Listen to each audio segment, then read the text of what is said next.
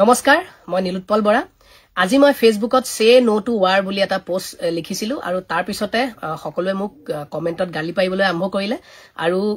সকলোৰে মনোকষ্ট দেখি মোৰ খুব বেয়া লাগিছে আৰু গতিকে হে মই ভাবিলো মই কি ভাবি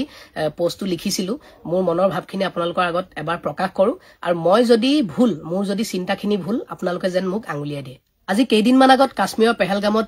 যি ঘৃণনীয় ঘটনা হল তাৰ প্ৰত্যুত্তৰ আমি দিবই লাগিব আৰু তাৰ প্ৰত্যুত্তৰ হিচাপে ভাৰতীয় সেনাবাহিনী আৰু ভাৰত চৰকাৰে যি পদক্ষেপ গ্ৰহণ কৰিছে যি মিছন হাতত লৈছে তাত মোৰ পূৰ্ণ সমৰ্থন আছে কোনো এই কথাটো ভুল নবুজিব মোৰ পূৰ্ণ সমৰ্থন আছে আৰু যোৱা কেইদিনত যি পদক্ষেপ আমাৰ সেনাবাহিনীয়ে লৈছে তাক লৈ খুবেই সুখী আৰু মই ধন্যবাদ জনাইছো কিন্তু আজি মই যেটো পোষ্ট লিখিছিলো সে নো টু ৱাৰ বুলি মই আসলতে খুবেই সংকিত হৈ লিখা এটা পোষ্ট তাত কোনো বিৰোধিতা নাই তাত কোনো পলিটিক্যাল এজেন্ডা নাই মই মনৰ পৰা লিখিছিলো আসলতে মই যোৱা 4-5 দিন ধৰি পাহাৰত আছিলো মই গতিকে মোৰ নেটৱৰ্ক নাছিলে মই গম পোৱা নাছিলো প্ৰতিদিনৰ বাতৰি আৰু মই আজি যেটা পাহাৰৰ পৰা নামি আহিলো মই ফোনটো অন কৰাৰ পিছত যেটা গুটে নিউজ বিলাক পঢ়াৰ পিছত মই যে এটা নিউজ পঢ়িলো যে কাশ্মীৰত আমাৰ 15 জন নে 16 জন ভাৰতীয়ৰ মৃত্যু ঘটিছে আৰু তাত 2-3 জন মান শিশু আছে খুব বেছি বেয়া লাগিল আৰু আমাৰ নিৰি জনতা মৃত্যু হোৱাটো কেতিয়াও নিবিচাৰো আৰু এয়া যদি আৰম্ভণি তাৰ পিছত দেখিলো যে 4-5 খন সিটি নৰ্থ ইষ্টৰ হৈতে যে হাই এলাৰ্ট দিয়া আছে আজি মুম্বাই এয়াৰপৰ্টতো দেখিছো হাই এলাৰ্ট দি থৈছে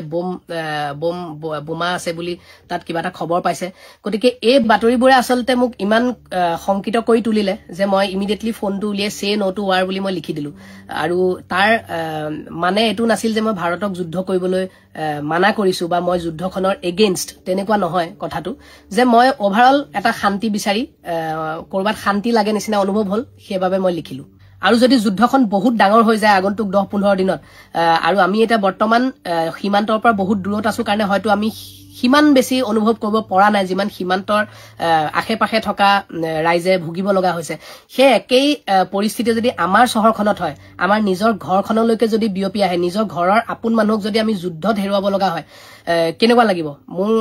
সেই বস্তুখিনি আসলতে বহুত বেছি চিন্তা লাগিল আৰু আপোনালোকে হয়তো সিনেমাত দেখিছে যে নিৰীহ লোকে সকলোতকৈ বেছি প্ৰাণ হেৰুৱাই প্ৰতিখন পৃথিৱীৰ আজিলৈকে যিমান যুদ্ধ হৈছে নিৰীহ লোকে প্ৰাণ হেৰুৱাৰ সংখ্যাই পাৰ্চেন্টেজে আটাইতকৈ বেছি আৰু যুদ্ধৰ পিছৰ যেটো অৱস্থা যুদ্ধৰ পিছৰ অৱস্থাও আপোনালোকে প্ৰত্যেককে সিনেমাত দেখিছে একদম ৰিয়েল কে দেখুৱা যায় যে কিমান ইকোনমিক ক্ৰাইসিছৰ পৰা আৰম্ভ কৰি কিমান কি বেমাৰ আজাৰৰ পৰা আৰম্ভ কৰি দেশ এখন কিমান পিছুৱাই গুছি যায় বাকি পৃথিৱীতকৈ 3-4 বছৰ 5 বছৰ আমি যোৱা 10 বছৰত আমাৰ নতুন চৰকাৰ অহাৰ পিছত আমাৰ দেশখন কিমান আগবাঢ়িছিল এতিয়া এই যুদ্ধখনৰ কাৰণে যদি আমি আকৌ পিছুৱাই যাব লগা হয় দেশখন কি হ'ব মোৰ আসলতে বহুত কেটা চিন্তা মনলৈ আহিল অকল এটা চিন্তা নহয় মই এঘণ্টামান ভাবি মোৰ এটা সময় মোৰ ব্ৰেইনটোৱে কাম কৰা নাই তাৰ পিছত মই সে নো টু ৱাৰ বুলি লিখি দিলো মোৰ যদি কৰবাত ভুল হল আপোনালোকে শুধৰাই দিব আৰু মোক ক্ষমা কৰি দিব যদি মই ভুল কৰিছো আৰু যদি আগন্তুক সময়ত মই কোৱা কথাখিনি যদি সকলোৱে অনুভৱ কৰে যে নীলোৎপলে ঠিকই কৈছিলে তেতিয়া মই আজি প্ৰাইভেট কৰি থোৱা পোষ্টটো মই আপোনালোকৰ মাজলৈ আকৌ উলিয়াই দিম ধন্যবাদ